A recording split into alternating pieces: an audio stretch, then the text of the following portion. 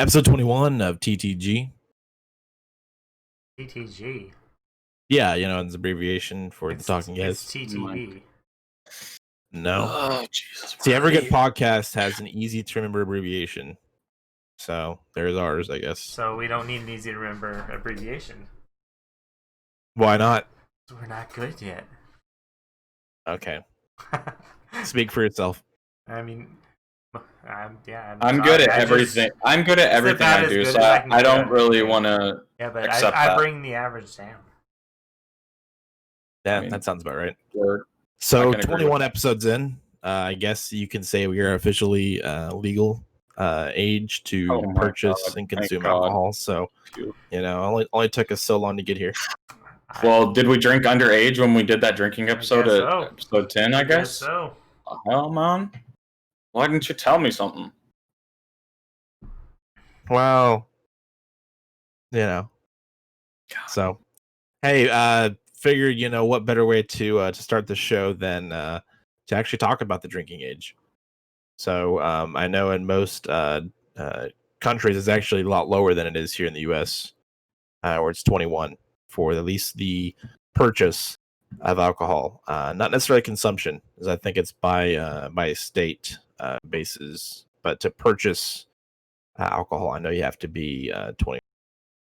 And recently they had increased the age of tobacco sales to 21 years of age. Was it last August? Was it last year? It was last year. I want to say it was July or August of last year, so still recent. Yeah. Right. And I think I can't remember exactly when. I think it was so stupid. So that's what do you mean? My opinion on it.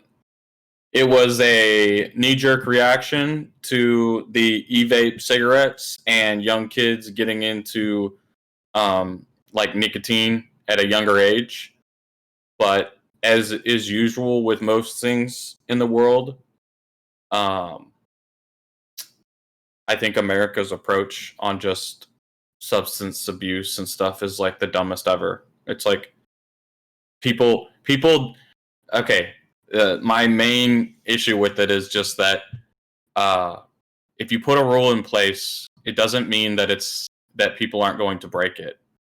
And secondly, all it does is make it more socially interesting to do it at a underage, because now you're like going against the system and authority. And the problem is that teenagers and people going through adolescence and all that, once they get into that age where they're going through puberty, becoming adults, they're against doing things the way that people tell them they have to. So all you do by creating a higher level of age restriction is make it more of a cool thing to do, because you're not supposed to do it. So you all go with your friends and do it, find ways around it. And I just think it's just so stupid, man. It's like, they made cigarettes, like tobacco. You have to be 21 now to purchase tobacco. And it's just it just doesn't make any sense, man. It's not going to work the way they intended it to. And the only way they can truly change anything is by just educating people on what these things do when you're younger, and having it not be something that's socially not acceptable. So, and my defense in that is that you can go, like you said, and look at other countries that do not have these crazy restrictive laws in place. And they don't have an issue with alcohol abuse, drinking and driving, or any of that on the level that America does. It's because of the way we handle it makes it something that people want to do, because it's against because everybody goes through that phase in high school where they want to be like, nah, I'm not going to do what my parents say and all this stuff. But if you're doing something I could give you examples right now because I pulled it up, but most of the rest of the world, right, is at 18 years of age. In a lot of European countries, it's at I mean, you can be like 14 years old and be drinking. So you get taught at a young age, like what it does to you, what effects it has on you, and you see your parents and everybody else doing it. So to me, it's like it creates a better,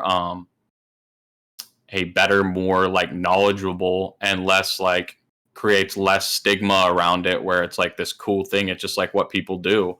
So then they learn how to reasonably drink and move on with their lives. Because I know for me, like, you know, the older I've gotten, the less I drank where I felt like I needed to get drunk all the time. You know, everybody will go through that phase, but I just don't believe that restricting something until a later age is ever going to like teach people to use it wisely. Yeah, I think setting the age to 21, it takes a lot of the responsibility out of the hands of the individual that's consuming that product. Yep. Yeah. And well, go for it, Seth. I've been talking too much. So it is. I mean, I agree with what you're saying. It's inherent nature to rebel, and the more restrictions you put on something, the more likely people are to even just feel the need to do it. A lot of other places, other countries normalize it, teach you about it, don't restrict you from it, and I mean, I don't know the actual numbers, but I can all but guarantee that, you know, deaths caused by cigarettes or alcohol are higher in the U.S. I don't know that for a fact, but I'm pretty sure that's going to be an accurate statement. Yeah, at least like drunk driving accidents, I imagine are significant. It's way higher. I positively can tell you that our statistics compared like per capita is way higher than any other nation in the entire world when it comes to drinking and driving and getting people killed with it. Yeah, and it's and I feel like half of it has to do with the fact that it's restricted, and so people will do it, and instead of, you know, high schoolers will do it. I did it. But instead of calling somebody like your parents and say, "Hey, can you pick me up?" They're like, "I'm just gonna drive," because they're not supposed to do it. Because they don't want to get caught and get in trouble for it, right? And so, that's how I feel about it. But and also, I feel like on the other side, I mean, it's just like, you know, love America and all that, but there's a little too much what's the right word? I want to use the word free will. But it's just like they feel like, you know, they can just do whatever they want because America is free, which is, you know, the general principle. But some things maybe you shouldn't do. But a lot of people just, they have that mentality, well, I want to, so I'm going to. And it's sad. Well, and the other part I disliked about it too was not only is it it was federally mandated, which to me is something where the entire reason, you know, America was founded was to get away from federal control and there being a central government that just tells you everything you have to do, because like that was their whole reason for leaving Britain. So was that they were too controlling and taxing and making all these rules, and they weren't there in America. So why should they dictate what it is? And now it's like, you know, you have this small group of politicians or whatever that make all these rules federally and then force all the other, you know, this is a massive area of the world. Like United States is huge. North America is a huge continent alone. And it's like to broadly pass laws that affect everybody in every area of America. It's just, I don't know. I think it's against what like the founding fathers stood for, in my opinion. It's like, you know, but I'm one of those people, I believe less government in general. So I would like it to be more locally established, because local governments are the ones that are closest to what's going on in their communities and are going to be the most educated on what they need to do to maintain their cities and way of life and economies and everything. A government that is in Washington, D.C. can't know that on the same level, you know? So to me, it's like your governors, your state, and your local authorities should be the people that hold the most power, because they're the ones that know what's going on. federal government shouldn't be able to mandate that you have to follow a rule like that. It's just, I don't think it's okay. That's my opinion on it, though. So I don't want to get too political or anything with it, but I just like, I hate that. I hate that idea that just one entity can just choose and be like, oh, we're not even going to let our constituents and the people that care about this vote on it. And instead, we're just going to vote it in without asking for their opinion and force them to follow a rule that they may not even care about or might not even be a problem in their community. So while it might be a problem in New York, now you're telling Washington State over on the other side of the continent that they have to follow the same exact rule because, well, we were finding e-cigs in New York schools. So now it's a problem for the entire community. It's like, just teach young adults what it is and let them make a decision, man. Like, I don't know. If you go back and look throughout time, I think we baby people too much. And it's like young adults grow up and they know right from wrong. And there's only so far if you're putting responsibility on them and asking them to be responsible human beings. The more responsibility you give someone at a younger age, the more responsible they're going to be because they're going to be used to it. The less responsibility you give them and the less they have on their plate, and you make them wait longer and longer to have that responsibility, the worse they're going to do with it. Because when they're in their like learning and developmental stage, which is the most important part of their life, you're not teaching them the right lessons. So just saying, oh, you can't do this, oh, this isn't right, it's like, put it on them, like me as a 13-year-old, like put responsibility on me, make me do stuff, teach me how the real world works. And the fact that my job, everything I do in my life, I'm going to have responsibilities that I have to take care of. Teach me that at the youngest age possible and allow me to come to terms with that concept and learn what works for me, then do the opposite, which is take all responsibility away from me until now we're saying it's at 21 years of age, all these big things, you can go and be in the military at 18. You can get a job at 18. You have to start paying your own bills. Some people leave their house at 16 years old. Start teaching kids at a young age how to be an adult instead of trying to like shelter them from being an adult as long as possible. Like that's going to like help them. It just is like, it's like, I don't know. I don't believe in that at all. Let's be honest. To be an adult, you need nicotine and or alcohol. Like, adulting isn't any fun. Right. I want to get back to what you said with the the age being in the military at 18. But I've actually got a couple of countries, quick facts for you guys. So, like Belgium, Denmark, Germany, Luxembourg, Switzerland, to name a few. It says that they actually have a minimum age below 18 to purchase and consume alcohol. Yeah. But I think it's going to be mandated per those countries. And then I've actually got parts of Asia where the use and the purchase of alcohol is actually legal. So like in Afghanistan, it's actually prohibited. Bangladesh, it's prohibited for Muslims. Against the religion, so it makes sense. Iran and Iraq, it's prohibited. It just says that there's a ban on alcohol, but religious minorities may purchase small amounts from shops owned by the same religious minority. But you know what's most ironic about a lot of those countries, right, is that one of their main things that they do is poppy. So they sell and manufacture a lot of what ends up becoming heroin. And it's because they're in a society that says you can't do it, and so now they do it, and there's a big problem with that over there, which we have a huge problem in America with drugs, like hard drugs like that. But it's just funny that the more you tell someone they can't do it, and you don't educate them on the why, because for me as a child, and even as an adult, it's like I don't mind doing something, but you have to give me a good why. Why am I doing this? I don't like to do things just because you told me I want you to do this. That's me personally. I don't mind following a rule if it makes sense. If it's a good rule and it makes sense and there's a reason behind it and you give me the reason and you say this is why, cool.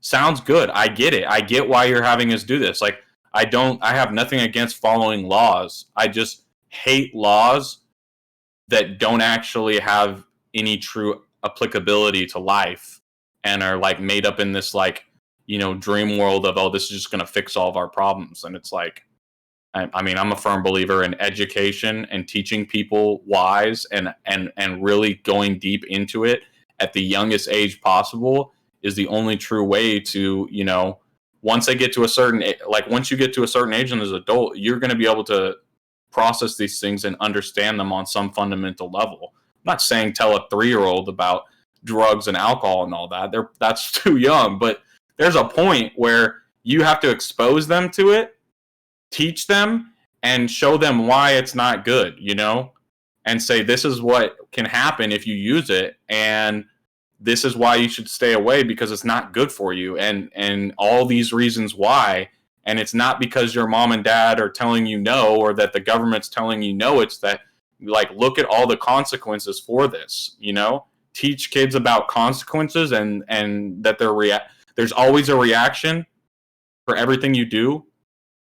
And I feel like you would have a lot more responsible human beings and people that understand, like, okay, if I drink and drive, I could easily kill people. Give them stories, give them applicability in their lives, and say, like, look, this 16-year-old girl went and drank. She was texting and driving, ran into it, killed herself and an entire family. Like, that's why we tell you not to. It's not, because we're not saying that you can't go and do it, because everybody drinks. It's not, drinking in itself is not a bad thing. It's when you overconsume and don't go about it in a safe way. So make a societal effort to make it safe. And most people are gonna, after one really bad hangover, are gonna be like, okay, I kind of get why I shouldn't drink so much alcohol, right?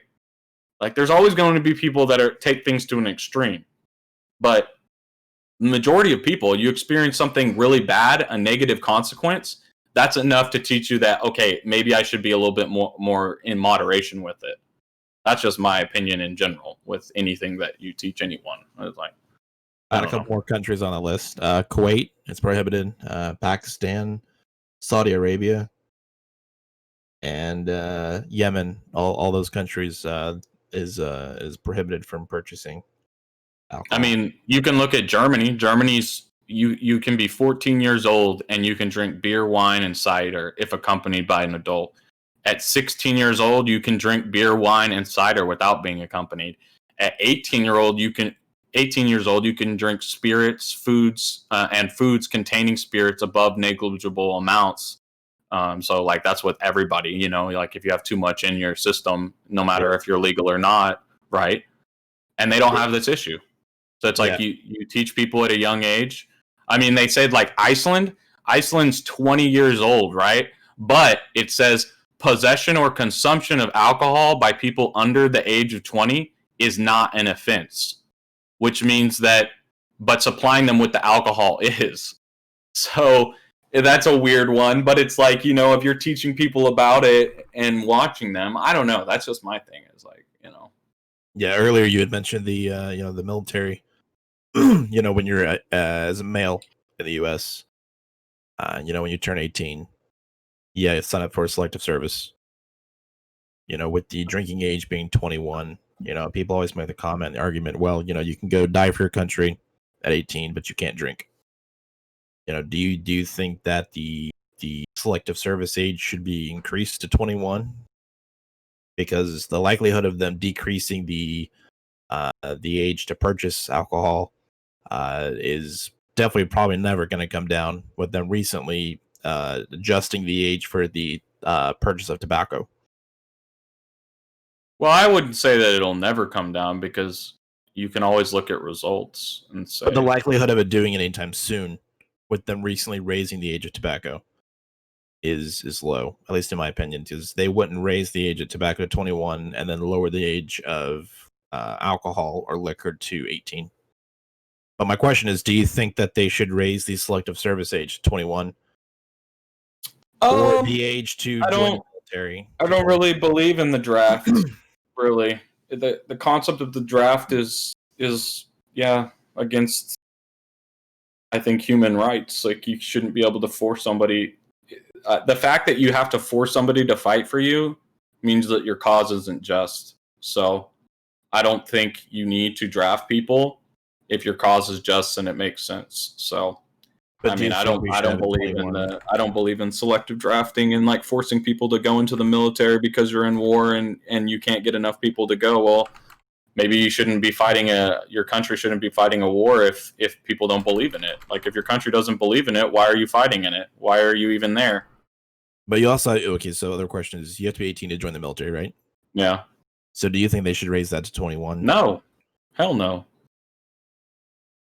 Military teaches a lot of people a lot of responsibility at a young age, and I think it's good for people Yeah, I mean, in so general. Nigeria, Germany, and Denmark all require everybody to, I believe it's 2 years in the military when they get to a certain age.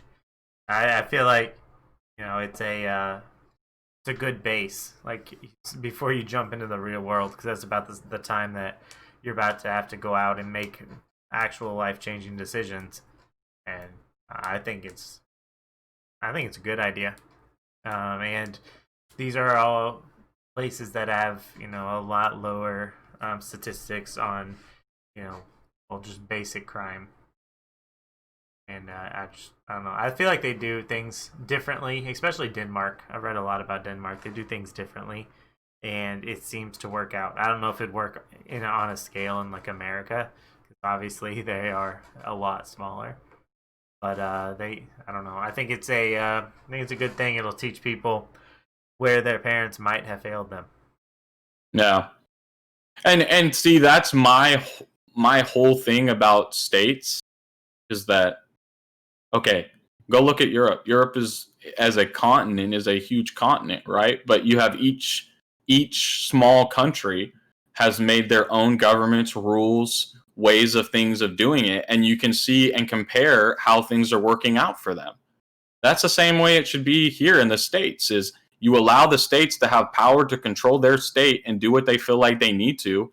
And as long as it's not infringing on basic human rights and like your constitutional rights, right? Like the Bill of Rights, etc.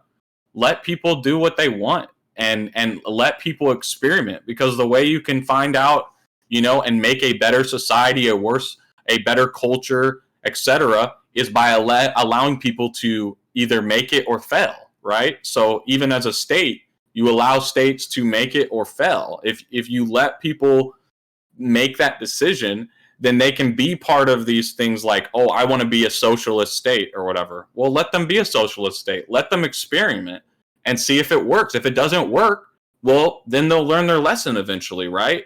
And it'll change the perception of other people. But when you just like tell people, oh, well, you have no freedom because this is what we believe, etc., I don't believe in that. I believe you should give freedom as a society and as a culture, and like allow Texas, say, to make that, or etc. Like, it just doesn't need to be a thing. Yeah. So I was looking, with the drinking age, a lot of the ages for firearm sales and possessions is similar. There is a specific age that you are required to be before you can purchase a firearm. So I was actually looking at the different states.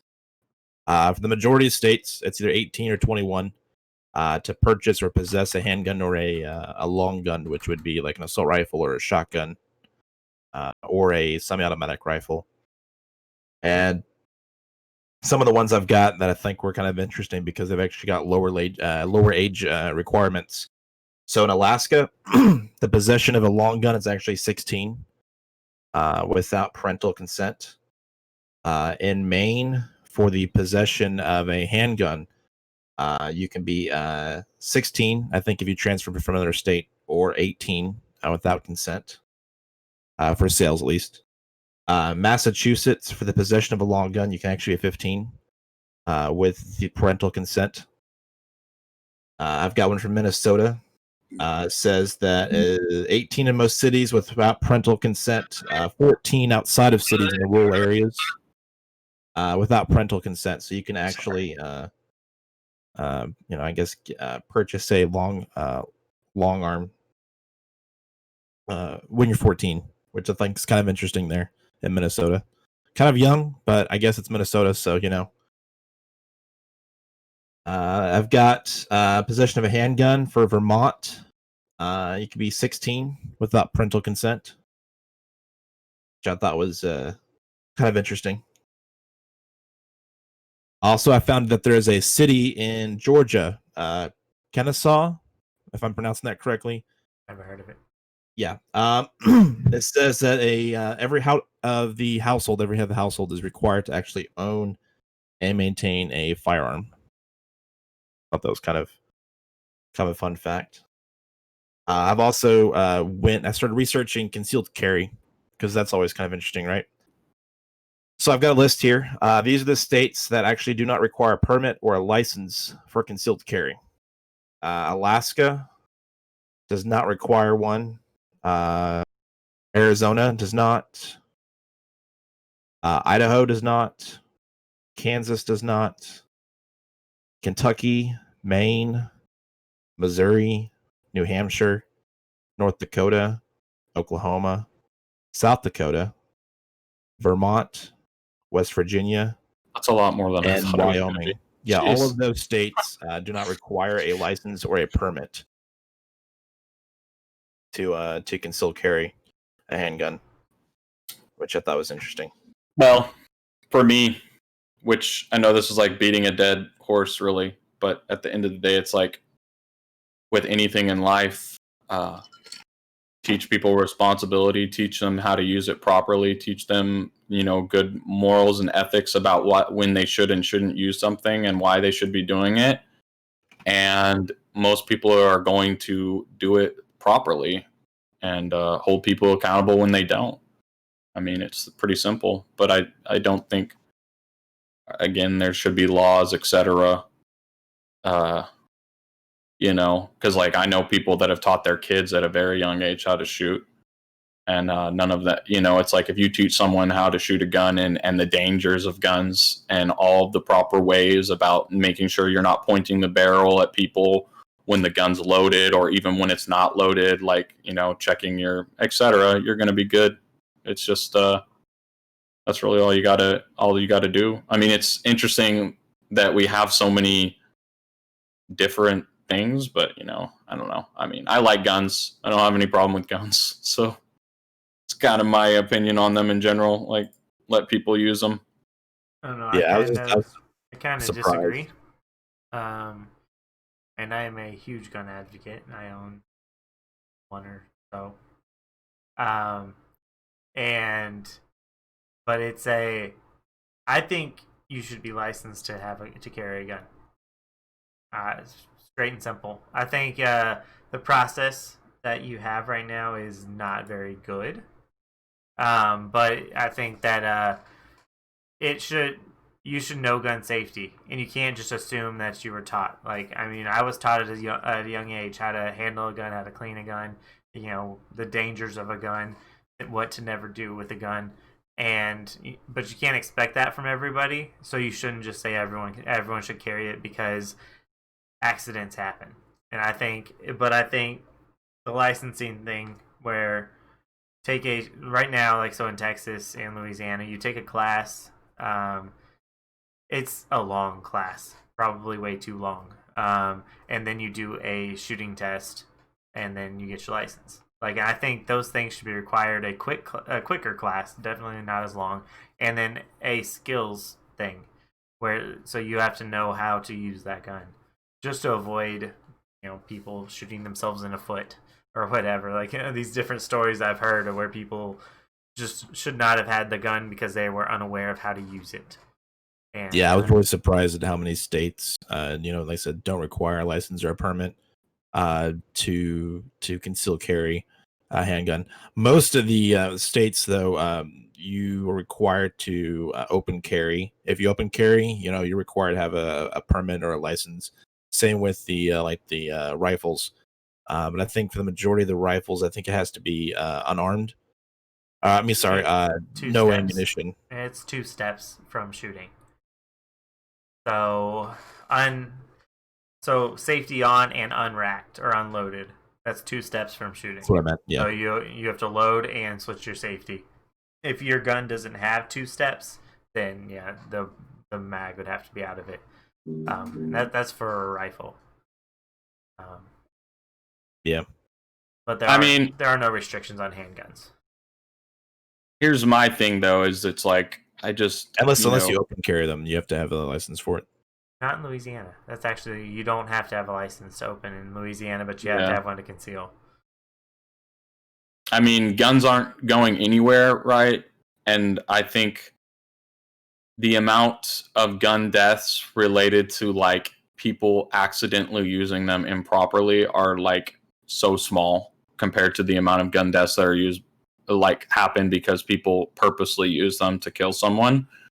You're never going to stop people from breaking the law and finding a way. Like, you're never going to remove guns from our country.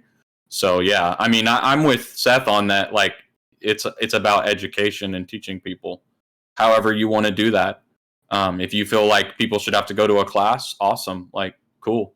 But again, like, you should spread that information and teach them the awareness at a young age and why they do it and why they shouldn't do it, and like get them. You keep saying that, which I agree. I think it's a parent's job to get somebody ready for the real world. It's their job. If you're not willing to do that, don't have kids. But unfortunately, there are way too many parents who do a straight up shitty job, whether it's lack of care, lack of knowledge, whatever it might be. I mean, I personally know somebody who, doesn't take care of their kid at all, and if their mom, asks them to babysit their own kid, they throw a fit. And I think that's pathetic. But unfortunately, too many people are like that, and so you can't just, like, ideally, yes, teach them at a young age, but if you don't have a parent teaching them basic stuff, they're not going to teach them, gun safety or anything like that. So, but I mean, are people like that actually going to be like experiencing guns if their parents can't even like take care of their life? I highly doubt that they're going to be teaching them anything about gun anyways. Like, would those people even go out and look? The kid or the person growing up might want a gun. They might get into guns but they have no knowledge.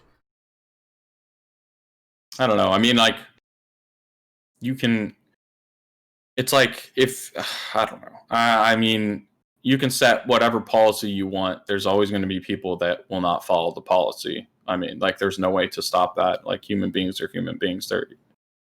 All you can do is set a framework, and there's only so much control you can have over the world. So that's always why the world's so interesting, because we can never fully know what is going to happen tomorrow. You can't, so it's like, you can restrict people, you can tell them they have to do this, and that. It's not going to change that people are not going to follow that or do that. Like, you have to just do what you can and make a framework for it. And I don't know. I feel like that's life. I'm more about, like, you expose people to it, you educate them, if you want to make a plan for it. I don't know. We have a public school system. I feel like there's many things that you could teach people at a young age through the public school system. But that's my place in it. It's like, I don't know. I mean, just as long as you teach people the proper way, and do your due diligence. Like, if you want to make it mandated, it still doesn't mean that it's like going to negate gun violence out or anything like that. Like, people are still going to use guns criminally, and that's why they're criminals. So I don't know. I don't think you can just, there's always going to be bad consequences to everything. There's no way to remove bad consequences. People are people, and they're going to do what they want.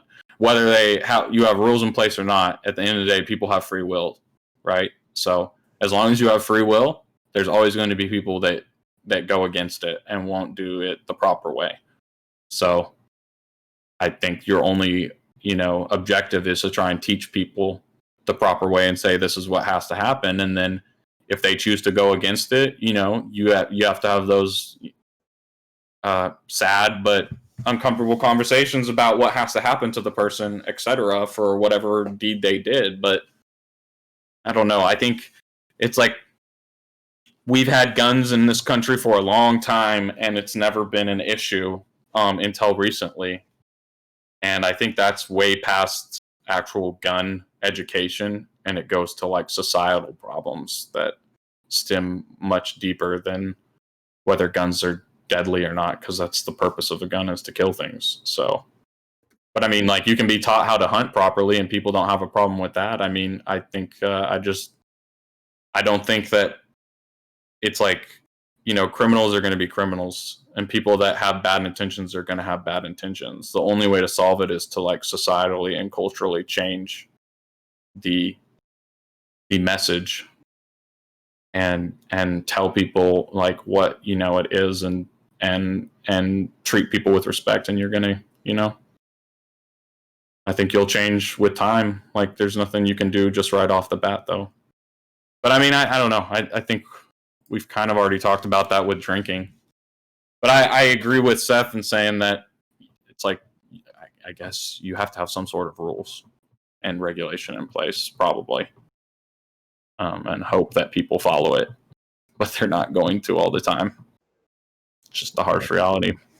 I mean, it's true. But, I mean, you can pretty much, within reason, you can assume that somebody who has a handgun license, you know, is knowledgeable about it, following the proper things, because if you break it, you can get into a hell of a lot of trouble. Is, you know, at least relatively mentally stable, because they've passed the background checks, and so it lets you know that someone who is carrying legally are actually, you can trust them. Whenever, you know, there's plenty of people who I know who, if they actually had a gun, I'd be terrified.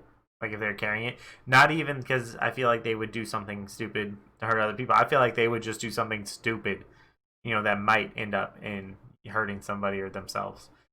And so I think there needs to be a check.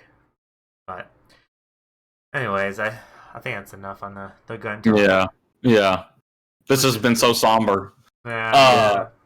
I have something interesting, which I've been following for a while. I think we talked about it briefly, like a couple episodes ago.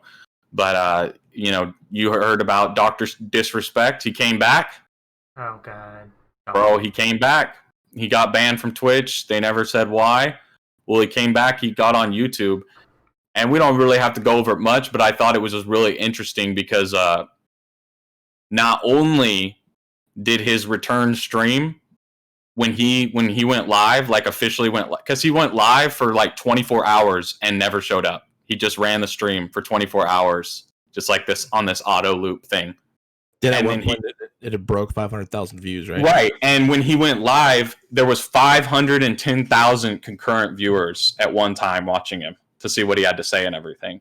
And his live like thing was pretty cool. Like he had a whole video production thing that like went live and showed all this gameplay and like hyped it up. It was almost like watching like I don't know, like, you know, if you've watched the Olympics or like ESPN, like they sometimes make those videos before like games and stuff to like hype you up. It was really good.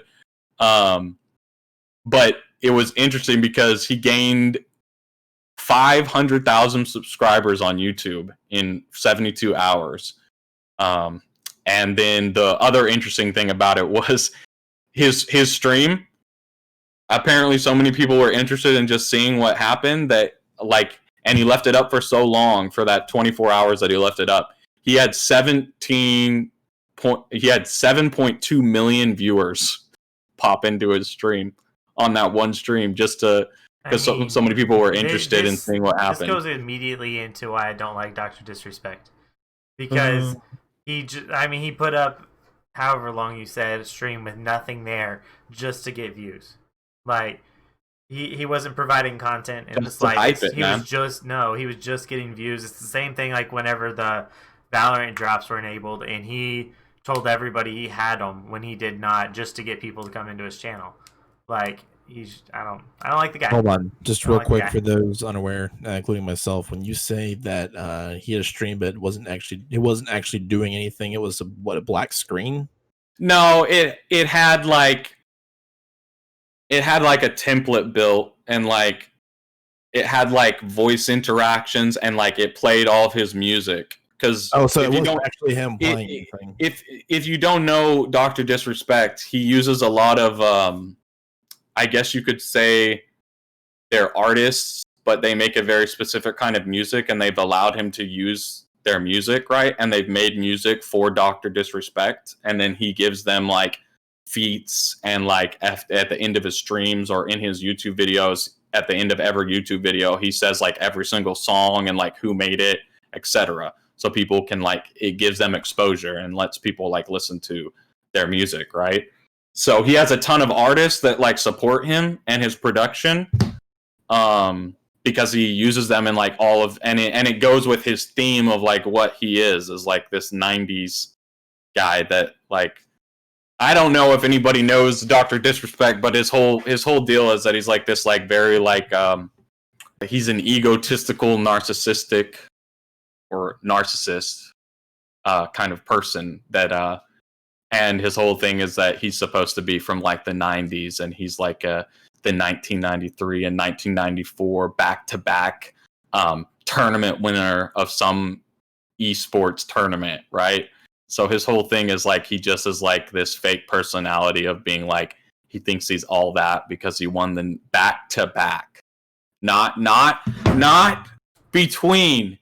There was no in between. He back-to-back won a champion. He's a champion. So his whole thing is like him being this fake persona of like this guy that thinks he's a champion, even though it's like 20 years later, he still believes he's like this, like, you know, God amongst men. So like a lot of people, I feel like mischaracterize him because they think like he's just like an asshole, but like that's just like why he's famous, because he has made this character that's like just really annoying sometimes and like really like pious, but it's all just like an act. So it was just interesting. I just did not expect so many people to tune in for it.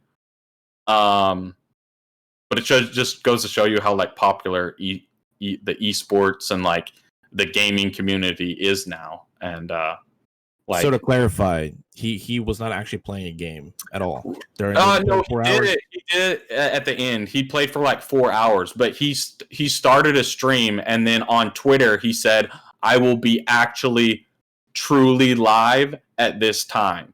Oh. And so he basically had a stream going, and people could just tune in, and it was just playing all of his music, or all the artists that he uses in his videos, their music. Okay. And then they had like some little like Easter eggs in it where it like had Dr. Disrespect talking, but it was like pre-recorded stuff and like talking about things, and then it would phase back out and they would just keep playing music. And it went for like 24 hours before he finally showed up. But he did show up at the end of the stream. But it was like a big hype train. If I'm not mistaken, I think he actually used to be a map creator, map designer for Black Ops or Black Ops 2. I think before he started doing the streaming. Yeah, he got Streamer of the Year last year, which was like their kind of like, you know, big deal. Been Ninja. I don't know. I think his stream production value, like everything he puts into it, is like way higher than other people.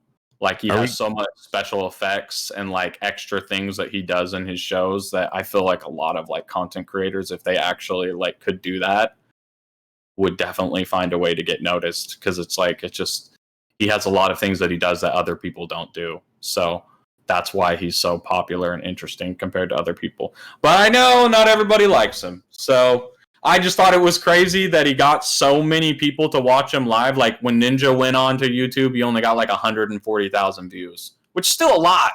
It's just crazy that there's the whole mystery behind, and right. They were wanting him to say anything, which I'm assuming he didn't. Because no, he addressed it. He addressed it right off the bat, but he said basically, yeah, like he kind of addressed it, but he didn't really, Seth, because what he said is like, they still haven't told me what happened as far as like why he got banned. That's not true.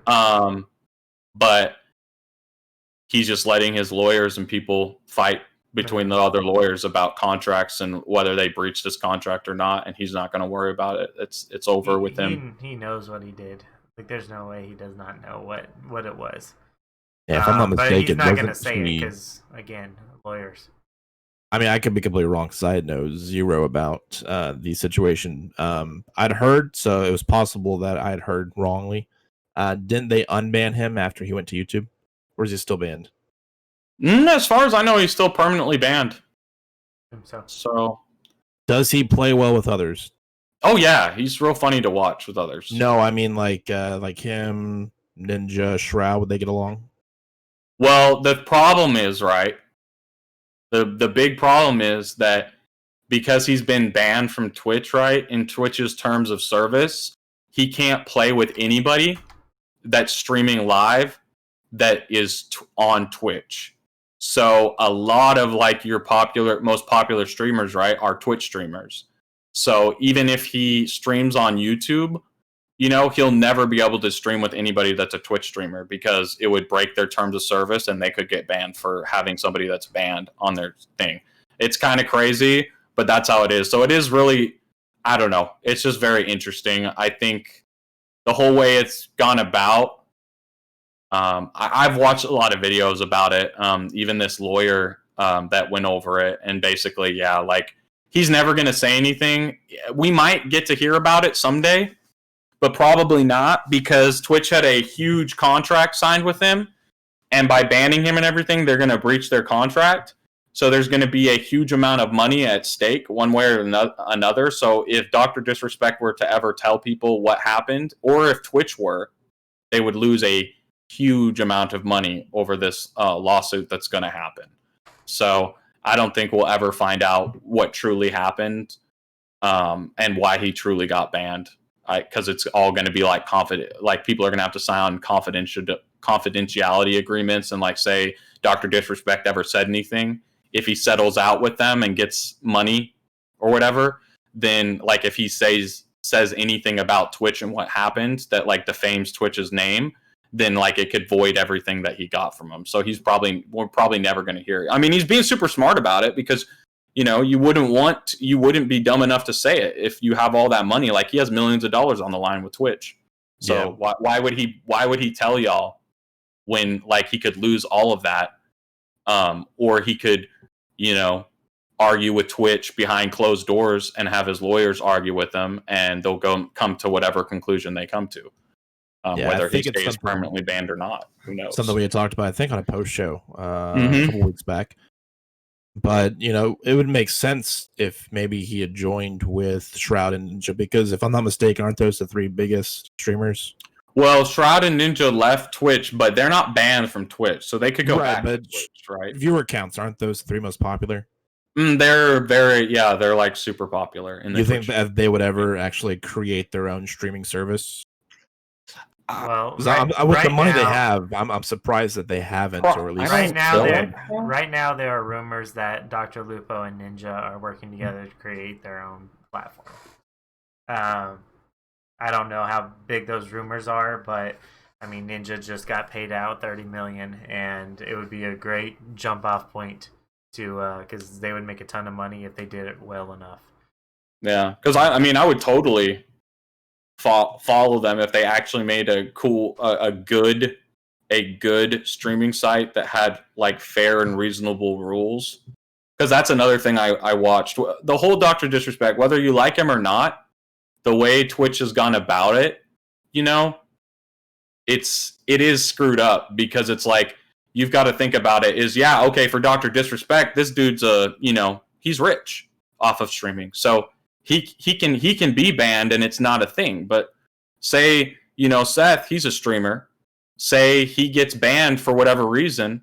They just banned him and they take all of his income and everything away and say he's like that's his primary means of income. But then they don't give you a reason why, and they make you fight a lawyer battle, which is an extremely expensive thing to do. It's very disingenuous to not give extremely detailed of why you're being banned, what you've done wrong, and also to have a system in place where you have to make certain offenses. Because basically the way they're their terms and condition are written is, if Twitch doesn't like you and they ban you, they can ban you. So Yeah, they don't have to have any grounds for doing it.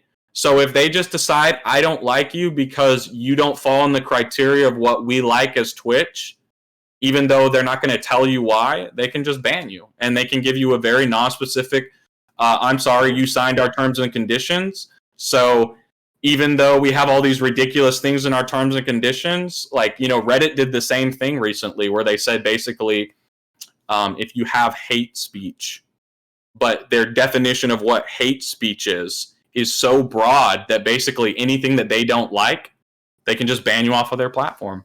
They don't have to have a reason past that, well, we didn't like it. And it's like, I'm more than happy to see some like Twitch shoot themselves in the foot here and end up like falling and some other thing coming in its place. No, because if you have a brand in a company you're building, you need to have the ability to cut people off who do not show that brand. If you have somebody who you think has a bad viewpoint, even if it's just in your opinion, or they say some things that you find wrong and will reflect on your company, whether that's streaming or anything else, you need to have the ability to kick them out and say, that is not us. And if, Twitch doesn't align with your views and you guys separate ways, well then find somewhere else to go. But you need to have that ability to cut ties with people. If every single person that you wanted to ban took you, weeks and lawyers to try and do, then you never know what people will do in that time. Yeah, it's actually kind of funny when you mentioned hate speech, Patrick. You guys have seen The Office, right? Mm-hmm. Yeah, it just reminded me of the quote whenever Michael says something about, this was a hate crime. And Oscar says, no, it wasn't. And Michael's like, well, I hated it. So, right. Yeah. It's like, but I don't know. I'm surprised because, they've been doing this, 2 or 3 years now, gotten really popular. Well, I imagine they've been doing it longer, but the majority of their fame has come in the last 5 years for most of streaming superstars, if you will. Mm-hmm. I'm honestly, I'm surprised at this point that one of them hasn't gone off to create their own platform with the amount of money that they have, and most of these guys are very brilliant businessmen, which is why they have made the money that they have, and they've continued to be successful. So, well, an interesting fact about Twitch, which people don't really, I don't think it's like. It's the same thing with Facebook. Most of these, because Twitch really falls under like a social media platform, right? Twitch is actually not making money right now. They are in the doghouse. And there was a lot of speculation that them breaching their contract with Dr. Disrespect was to save a ton of money because of how much money they were going to end up paying him. Because the way they run their system, they are not making money off of people unless people are their primary way of making money is ad revenue. If you don't make people watch ads and make them watch it on a consistent basis and then have an ad and I watched another streamer about this. It was real interesting. You should totally, I can't, his name's like Devin Nash or something. And he covered this where how you come about making money from ad revenue, and it's really interesting. It was so interesting to listen to him explain how these companies make money off of ad revenue and why it's so. Just real quick, the audience that's listening, Patrick, if you can find what you are describing and give me the link for it whenever I do the timestamps. For anyone interested in watching that video, we'll actually link it below. So after the show, I can look. After the show, just get with me. Okay, yeah. His name is Devin Nash, though, so I can find it. But it's very interesting. He streams on Twitch and talks about it, and he knows what Twitch gets paid. And one of the big things he said about Twitch that's their big problem right now is that they are charging too much for their ads, and so a lot of companies won't pay for their ads, right? So they don't have a very broad group of ads, and it makes you to where you have to see the same ads over and over and over and over and over. If you've noticed, when you watch ads, it's the same thing every day. Like, it's just always this, like, you'll end up seeing an ad like 58 times, you know, every time you switch streams. I don't have to watch ads because affiliate. Right. But like me, I have to watch an ad every time I hop into anybody's stream, including like, but they're saying that like they need to make it to where you have to watch ads because that's the only way they make their money. So right now they're in the hole. They're actually losing more. The only way they're losing money. They make half the money off every single sub. But it's like, okay, and this is what he goes into it, and I can't explain it to you in the same way, right? But the amount of money they make off of say like a $5 subscription, right? And they get half of it and the streamer gets half, right? Okay, they're only getting like $2.50 off of one person every month, right? But to sell ad revenue for that one person's view, right? Over an entire month, they have an infinitely higher amount of money that's possible to make from ad revenue than they do from a subscription base. So by following a subscription model, they're losing exorbitant amounts of money by just following that. The majority of their money does not come from subscriptions because they have to split it. So in order for them to make $10, they need you to have subscribed per user to 4 or 5 different channels for them to make $10 off of you a month. But if they can get ad revenue, I mean, depending on how popular Twitch becomes, they can make ridiculous amounts of money off of that because Twitch already not gotten popular? Right, like if they know that, you know, Seth's this big bad boy streamer, right? Every time he streams, he pops in and 58,000 people watch him live every day. This boy brings in 58,000 people, right? Now they can sell ads off of his 58,000 viewership count. And maybe he, in his whole stream of 6, 7, 8 hours, he not only gets 58,000 live viewers concurrently the whole time, but he gets like 158,000 people to view his stream over that whole time. Think about the amount of money you make selling ads to all those people and how much companies would be willing to sell to them and how much money they can make off of that over, say, a subscription, even if he has a lot of subscribers, right? Like, you're not going to make near the amount of money. So big boys like Seth here that make that, they make Twitch a crap ton of money. And Twitch actually doesn't give you any money for the ads they sell. You only get money off of the subscription, not the ad revenue. But I guess eventually if you get to a certain point, don't you make some money off of ad revenue too now? When you're partnered. Yeah. You have to make it to partner though, right? So you have to follow in like a very specific line of what a partner, and you have to follow all these, even more, I guess, special rules, right? To be a partner. Because like I just heard of another streamer that got de-partnered because they said he was toxic in the game that he played. And so now he still streams and he can still make money off of like, you know, subscriber counts, but like he doesn't get the partner part of it anymore because they like removed him from that. So it was really interesting. But I don't know, just like that whole concept of ad revenue and how it works and how they sell ads is just super interesting. There's a lot of people that make a ton of money by just selling ad space on the online.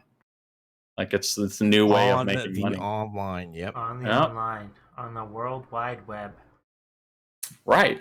So, you know, and when you have that power, that gives you a lot of power, you know. So if Seth really was getting 58,000 viewers every day, this dude would have a lot of clout. He would be able to get things done the way he wants things done because, you know, he's like, bro, people love me. I'm loved. And people will do what and if I support a product, I guarantee you a lot of these people are going to buy the product because Seth's badass and I love Seth. Liquid Luck's the shit, you know? So it's like, you got 58,000 viewers yet. Right. But you're creating a brand. And once you get to that point where you can sell your brand, you know, and you don't have to sell out. You could just be who you are, you know, and people, if they like it, they like it, you know? That's the beauty of, I think, of streaming is it gives you a lot of, streaming or like media content in general. It gives you a lot of, what do you call it? Freedom. to kind of be who you want to be, as long as you're not being like somebody that's terrible. Yeah, And you toe that line. Because as I've mentioned, I really, really dislike Dr. Disrespect, but he's still making a ton of money. It doesn't matter. And Right. I know plenty of people who agree with me on disliking him. Right. But he still makes his money because some people like him. Right. It's like, for me, some people will like my content, some people won't. It is what it is. Yeah, I guess the same falls true for the talking guys. Sadly. Yep. It's true, though. Some people might not like me because I have a beard. Not the beard. That's a thing. Not What? the beard. No, yeah. People that don't like me, it's always because of my beard. It's not because of No. anything else. Yeah, I can't think of one other I reason. can factually back that up with Yeah, really No. good arguments saying that I've my beard I've just asked creates so everybody. much jealousy.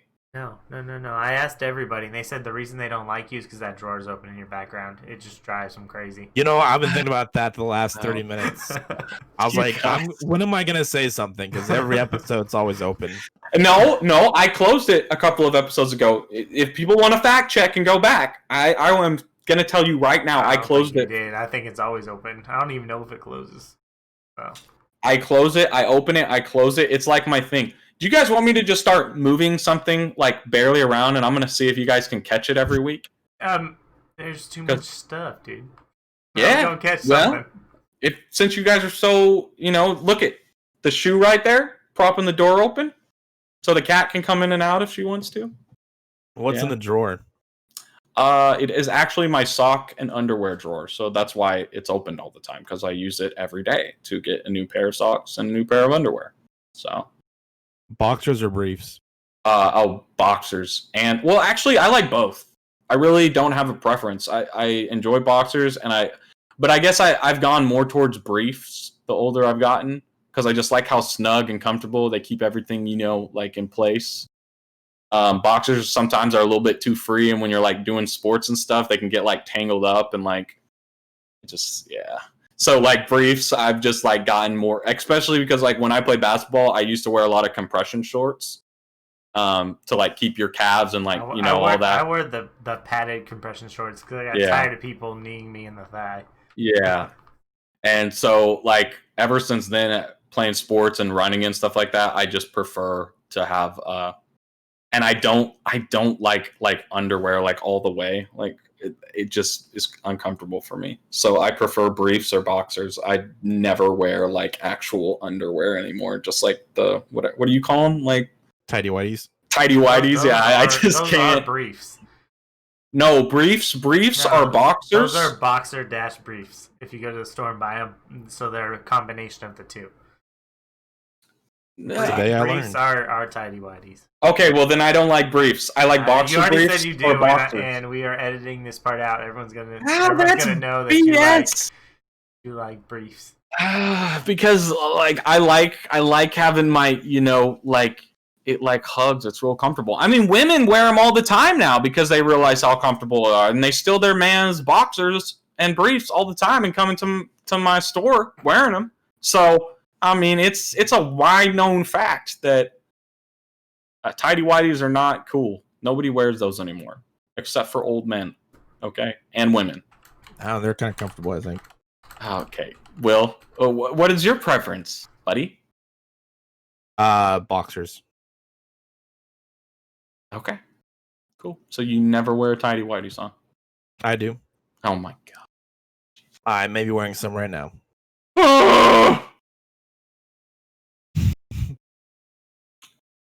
Ankle socks or long socks? What do you wear? Ankle socks. Depends on what I'm doing. I wear long socks.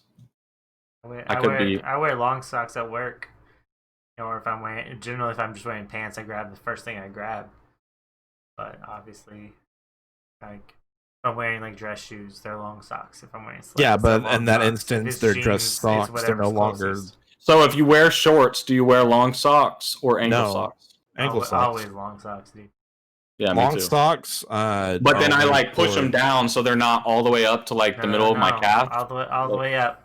No, that's weird. You got it's a. It's tease. because of basketball. I don't even know if it's popular to do it that way, but I just I wear long socks. I love long socks. I've worn them for so many years. The only long socks or shoes are dress socks, and that's if you're wearing dress shoes.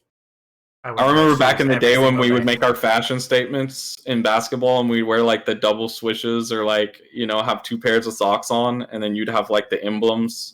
Never like did one that. emblem. I'm not. No, you never did that? Why would I play basketball in 2 pairs of socks?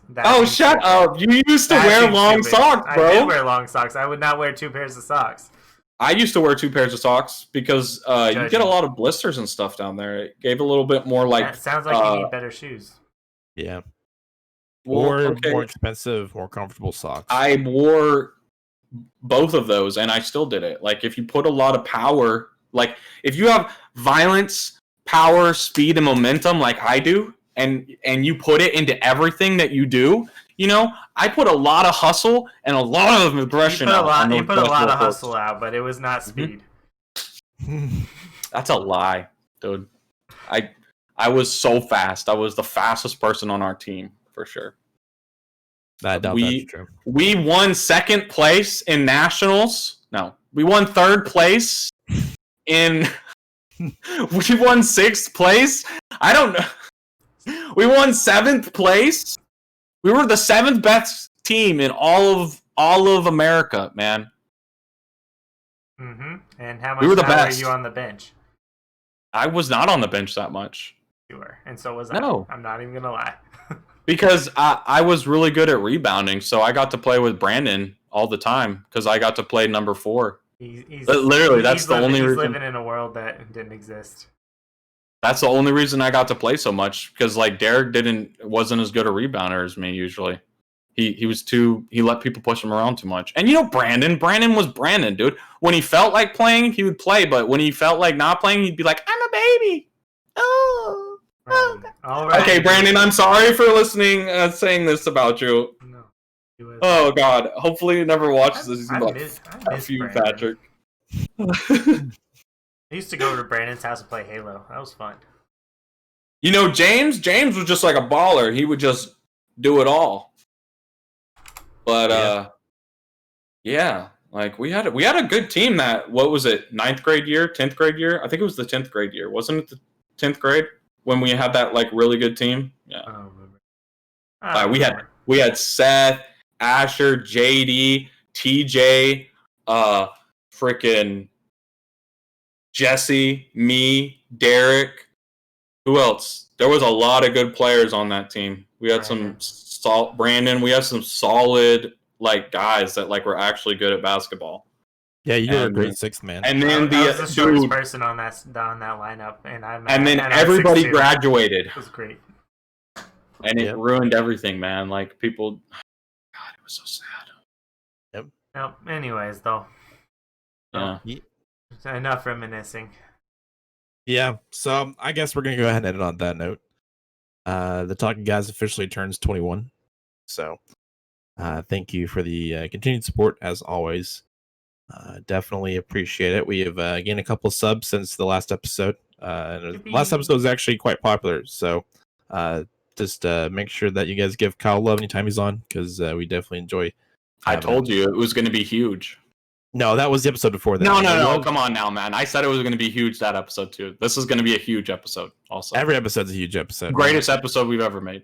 The greatest of all time. Yep. Every episode's better than the last. Isn't that what they say? Actually true though. Goals. Yeah, something like that. So check us out on the social medias. They're going to be linked below. Also, check out Seth's merch line. He actually has a merchandising line that he has set up for his streaming Twitch at Liquid Luck. So we're going to go ahead and leave a link down below if you want to buy one of his hoodies. I appreciate that. I did not pay for this product placement. Nope, he did. That's all on me. So definitely. Also, check Seth's new desk out. Oh, my desk is awesome, but I don't have my actual camera set up. But boom, it's got lights. It's sick. Anyways, he made that himself, guys. Made it myself. This guy is a true magician of creating things. Yeah, so check out his merch line. It's links. Links will be in the description, along with the timestamps for any and all of your topic needs. That's why we do it. So- Oh yeah, and please tell me your views on gun ownership and all of that. I would love to hear in the comments about what you think. And also, do you guys like Dr. Disrespect or do you hate the dude? Like, have you watched them all? Do you know anything about him? Do you not care at all because like you're just not into that? I mean, I'm just interested to hear what people have to say. As always, like, click, and subscribe. And we appreciate it. Ring that little bell so you get notifications when our videos come live on Monday. Come out live on Monday. I don't know. Come out on Monday. It's not live. It could be live. It's not live. Today's Monday. Sunday. I mean. And we appreciate you guys coming and watching us. Yeah, we'll and see you showing next that week. support. Thank you for the support. Peace. The Talking Guys, episode 21. Wait up.